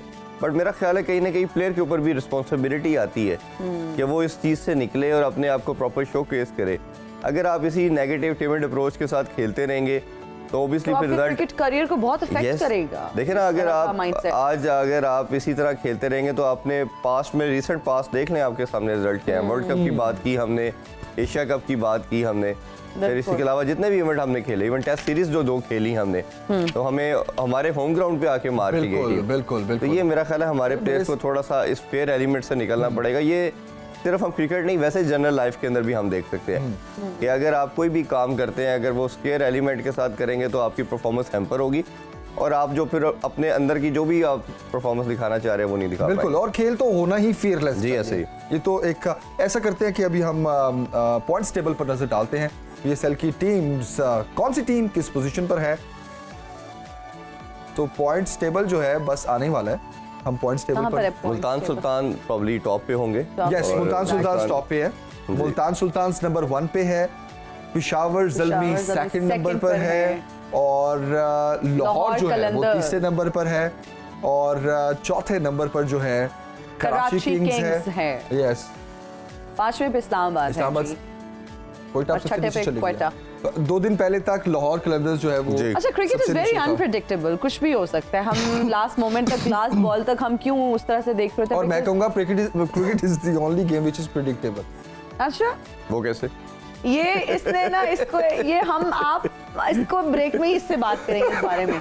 हम इसको बहुत समझाते रहते हैं कि ये ऐसे नहीं है जमीन। मुझे सिर्फ इरफान साहब की बात समझ आती है जो वो समझाते हैं। इरफान साहब तो मैं बहुत किसी की- बारहा ये बात समझा, और मैं किसी की बात नहीं इरफान समझूंगा। साहब तो बारहा आपको ये बात बता चुके हैं कि तो कुछ ये बातें ऐसी बहुत हैं जो हम- अनप्रेडिक्टेबल है, जो ऑन एयर हम नहीं कह सकते, हम लेकिन कुछ बातें जमील हैं जो कहना हम चाहते ऑन एयर हैं। नहीं कर सकते। लेकिन जमील तो कहना मैं और चाहते इरफान साहब तो फिर बहुत बातें कर रहे होते हैं ऐसी। लेकिन वो इसलिए आपने कभी ऐसा मेरे बोला है? मुंह से अच्छा निकल बेचारे, जाती है। उसमें हम वो आ जाते हैं, वो हमने वेरीफाई कर लिया मुल्तान सुल्तान और जो कराची का मैच था, तो उसमें हम थोड़ी सी बात अगर कर ले तो मुल्तान की साइड बहुत स्ट्रॉन्ग है और जो उनका स्ट्रेंथ है, मेरा ख्याल है इससे अच्छी बैटिंग लाइनअप हमने पीएसएल में किसी सीजन में किसी साइड की नहीं देखी।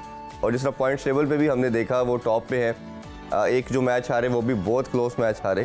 बॉलिंग लाइनअप हमें लग रही थी कि उनकी वीक है, बट हमने देखा कि एहसान उल्लाह ने आके मैजिक जो दी किया उनकी बॉलिंग yes. लाइन के ऊपर अंदर, वो मेरा ख्याल है एक आने वाले लड़कों के लिए बहुत नेसेसिटी। आप देख रहे हैं उसके आने के बाद हसनैन कितने जान लगा रहा है, बिल्कुल। नसीम शाह कितनी जान लगा रहा है। ठीक Performances improve हो है, गई है यस, cricketers ये की। आपका जो लड़के समझ रहे थे कि हम पाकिस्तानी टीम में तैयार हैं, हमारे लिए एक जगह पक्की है, चलें एटलीस्ट 16 के स्क्वाड में तो हम पक्के हैं। इसकी परफॉर्मेंस के बाद सब एक दौड़ में लगे कि भाई नहीं, अगला लड़का आ गया। अभी किसी ने कहा मेरे से, कल हम पीएसएल ट्रांसमिशन कर रहे थे, उसने कहा कैसे जगह बनेगी उसकी, वो तो अभी लड़के टीम में खेल रहे हैं। मैंने कहा आपको साल डेढ़ पहले याद होगा, आप सब कहते थे हसन अली आपकी टीम का सबसे मेन बॉलर है और आपका मैच विनर है। अब साल से आपको कहीं नजर नहीं आ रहा। हाँ, yes. तो क्रिकेट में ऐसा नहीं होता, जो परफॉर्म करेगा वही स्टे करेगा। वो ही स्टे करेगा बिल्कुल। Otherwise आप Performance expose हो जो है, जाएंगे। जो That is the perform key. करेगा, वो क्या खूबसूरत बात किया आपने, जो परफॉर्म करेगा वही स्टे करेगा। और हमारे हर बोर्ड जगह में पर हर जगह पर ये यही फॉर्मूला formula है। apply और हमारे होता है। बोर्ड में कुछ ऐसी खामियां कमजोरियां हैं, बट वी होप कि सेठी साहब के आने के बाद जो है वो मेरिट पर ज्यादा तवज्जो दी जाएगी। तो इरफान साहब बहुत शुक्रिया Thank हमें you so ज्वाइन much, करने के इरफान लिए। साहब। बड़ी डिटेल से हमने पीएसएल पर डिस्कशन की, ये हम करते रहेंगे। पीएसएल के मैचेस जो है क्योंकि लोग बड़ा एंजॉय कर रहे हैं, अपनी अपनी टीम को सपोर्ट कर रहे हैं। और हिना इस सीजन में किसी टीम को भी सपोर्ट नहीं कर रही। मुल्तान सुल्तान या पेशावर में से मैं किसी एक को करूंगी, बट अभी नहीं बताऊंगी। जिस दिन या खत्म हो जाएगा उस दिन हम इन्हा से भी जो है सवाल किया करेंगे इनकी टीम से मुताल्लिक। तो अभी वक्त हो गया आपसे इजाजत लेने का, आपसे मुलाकात होगी कल।